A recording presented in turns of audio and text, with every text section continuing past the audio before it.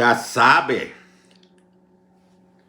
or the Taino Indian bread.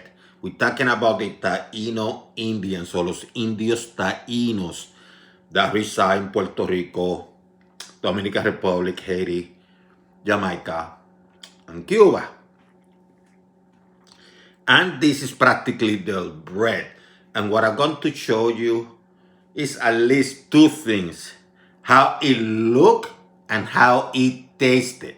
So I'm going to duplicate the casabe and I'm going to do it indoors. So if I can cook it, so can you. So go nowhere. Let's create. So for the casabe, all you need is yuca, this yuca root, and you're going to peel it, and you're going to peel it so it looks like this, clean and nice. Use a peeler, you can use a knife. So you want to use the smaller side, the smaller holes, when you start grinding this baby.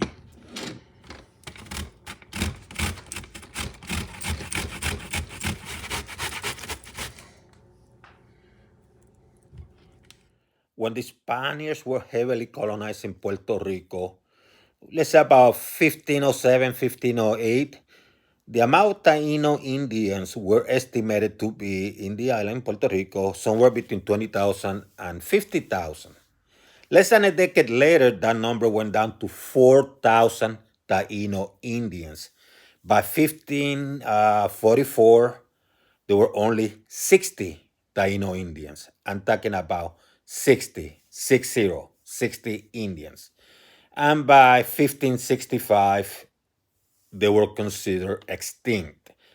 Of course, today we still have the legacy of their culture as well as their DNA, because some of the women, Taino women, they marry some of the Spaniards. Those ladies became Catholics, in essence, becoming Spaniards, and that's how we got the DNA and some of the cultural legacy that they left behind, like the casabe that I'm preparing today. So it's time to drain the water. You're going to transfer to a cloth. And I'm going to use this one because it's going to make things easier. And what you do is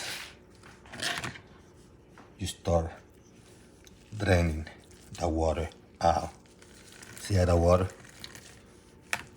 That's natural water. You want it to get it as drained as you can. Then you move it to another container. See? Do the same with the other ones.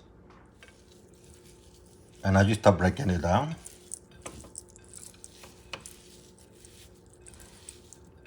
And if you feel that it still has some wetness, like water or whatever, run it to the straining process again. To the draining process. And now you do one or two things with this casabe. One, you can start preparing the casabe now, or you just leave it outside for several hours or even overnight so it dries further. It's up to you. See? So the Taino Indian clearly did this outdoors.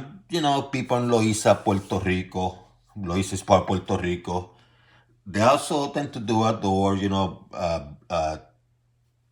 concrete blocks, some woods, fire, cast iron. But I'm going to use the stove because I want you guys to do this. And what you're going to do, you're going to have this at high heat. You want to preheat it. And you're going to create, and this is never going to be a beautiful casabe bread. It's just rustic. It's rustic. It's just the way that the Indians from the Caribbean, not just Puerto Rico, but Cuba and Dominican Republic, Haiti, Jamaica, and Puerto Rico, did their thing. It's not going to be perfectly shaped. You're going to have some, you know, if you go to Loisa and you see the cassava, it's not going to look nice and pretty. It's going to be like, whoop. At least back in the day, in the 70s and part of the 80s, maybe even before. You let it hit, and I'm going to make it look rustic. Now, I could easily make it look pretty. I can come with, a nice mold and make things look pretty, but I'm going to keep it real. No oil, no butter, just keeping it real. Let it heat up. Oh, I love the smell. It smells like it has that coffee smell. You know what I mean? I don't know how to describe it. And then you try to flip it, hoping that doesn't. Ooh, it's hot. Doesn't break. Now, this is how you do it, baby. This is how it looks. Now, think about this. The Taino Indians in the 1400s, 1500s, even 1300s made their casabe look like a torta. No, it was like this. It looks like this. They were cooking it outside. They had the yuca that they, grinded using their own tools. And they created that casabe, that yuca bread. It's literally their bread, their morning bread. So in essence, what you're seeing here is the same look and the same taste that the Taino experienced when they were preparing their casabe.